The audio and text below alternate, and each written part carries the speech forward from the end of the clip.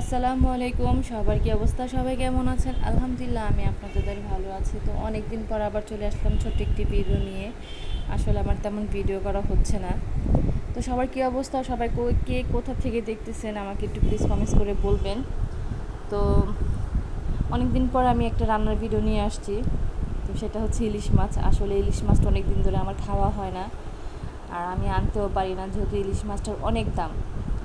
তো যখন আমার সামর্থ্য ছিল আসলে আমি তখন দেখা গেলো আমি সপ্তাহে একবার দুইবার ইলিশ মাছ রান্না করতাম। এখন হয়তো বা আমার সামর্থ্য বাইরে দাম হয়ে গেছে, তো সেই ক্ষেত্রে আমার ইলিশ মাছটা আনা হয় না। তো তারপর অনেক দিন চিন্তা ভাবনা করার পর একটা ইলিশ মাছ নিয়ে আসছি, এখন যেহেতু অনেক দাম। তো নিয়ে আসার পর এখন আমি আজকে ইলিশ মাছটা রান্না করছি। ইলিশ মাছটা হচ্ছে আপনার পটল দিয়ে আলু দিয়ে রান্না করব। আসলে ইলিশ মাছ তরকারিটা আমার কাছে অনেকই ভালো লাগে। আমি ইলিশ মাছের ঝোল মানে যে কোনো একটা সবজি দিয়ে রান্না করলে আমি ঝোল দিয়েও খেতে পারি, আমার কাছে অনেক ভালো লাগে। আমার কাছে মনে হয় কি ইলিশ মাছটা মানে রান্না করলে মানে আমার পেট ভরে আমি ভাত খেতে পারি। আর আমার তেমন মাছ খাওয়া হয় না, শুধু আমি ইলিশ মাছটা, তেলাপিয়াটা আর চিংড়ি মাছটাই মানে পছন্দ করি। এছাড়া আমি কোনো মাছ আমি খেতে পারি না। তো যাই হোক, তো সবার কী অবস্থা, সবাই কেমন আছেন প্লিজ আমাকে বলবেন। আর আমাকে প্লিজ সাপোর্ট করবেন, আপনারা আমাকে ভালো কিছু করার উৎসাহিত করবেন যাতে আমি ভালো কিছু করতে পারি। আসলে আমার তেমন ভিডিও বানানো হচ্ছে না, কারণ ভালো লাগে না ভিডিও বানাতে। আসলে যারা ভিডিও বানায় তারা বুঝে কতটা কষ্ট করতে হয়। একটা ভিডিও করার পর সেটা এডিট করতে হয়, তারপরে যদি কোনো জায়গায় কোনো সমস্যা থাকে ঠিক করতে হয়। তো অনেক কষ্ট করে করলাম আমরা ভিডিওগুলো আপলোড করি। তো দেখা গেলো ভিডিওটা আপলোড করার পর তেমন ভিউ হয় না, ভালো একটা কমেন্টস হয় না। তো এটার জন্য আসলে মন মানসিকতা নষ্ট হয়ে যায়। তো মাঝে আমি আসলে সব কিছু ছেড়ে দিয়েছিলাম। তো ভাবলাম যে বাসায় বসেই তো থাকি, তো সেটার জন্য আবার মানে চেষ্টা করব যে এখন রেগুলার ভিডিও দেওয়ার। আর সবাই আমাকে একটু সাপোর্ট করবেন, আসলে সাপোর্ট না করলে না মানে ভালো লাগে না।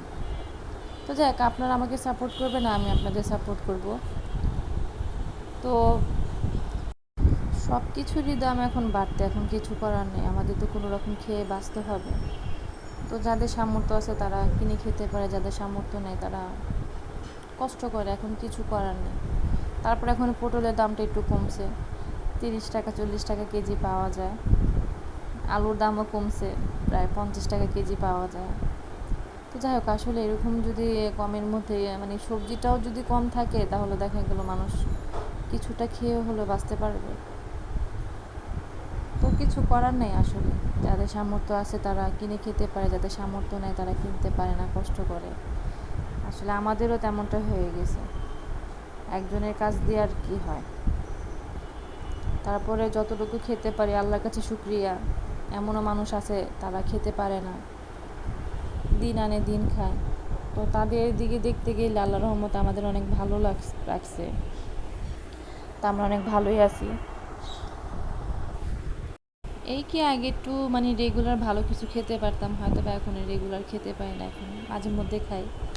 তো তারপর আল্লাহ বাঁচায় রাখছে, আল্লাহর কাছে শুকরিয়া। এখন সামনে দেখি আরও নাকি দাম কমবে। তো যাই হোক, দাম কমলে তো আল্লাহ ভরসা, ইনশাল্লাহ সবাই কিনে খেতে পারবে। এখন তখন তো আর কেউ না খেয়ে থাকতে হবে না, বা কেউ খাবার দেখে কেউ আফসোস করবে না, বা কেউ বলবে না এই জিনিসটা আমার খেতে ইচ্ছে করতেছিল আমি খেতে পাই না। তো যাই হোক, তো সবাই ভালো থাকবেন আর আমার জন্য দোয়া করবেন। তো আল্লাহ হাফেজ।